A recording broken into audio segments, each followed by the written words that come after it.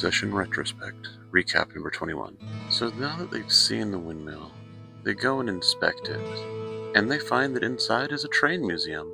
And there's about 15 or 20 model trains that you guys can play with and watch go through the building. There's tons of different contraptions all over the place, and everyone bought some kind of toy.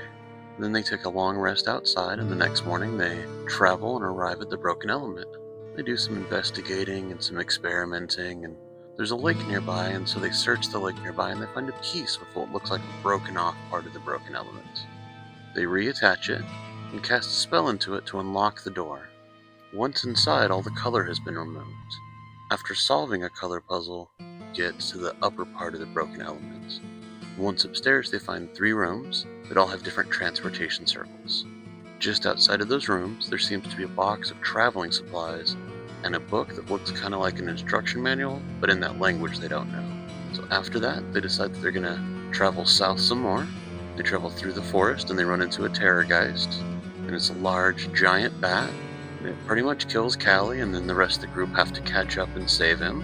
And Gold Dawn harvests the parts. And then they get to the snow forest and they travel. They find a mammoth that's being chased by humans. They find an abandoned town with a hot chocolate fountain.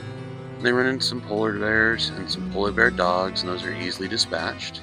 Marvin, the robot vending machine, he explains where he's from and who his father is and his grandfather, and they find an underground bunker in the Hoth area.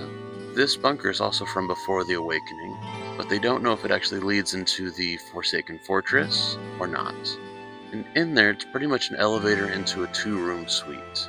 The first room has been used as a workshop, and the second one is for personal stuff. There is also a vault door which they cannot open. Upon arriving, they find a few robots outside, and if you reset them, you can continue without having to fight them.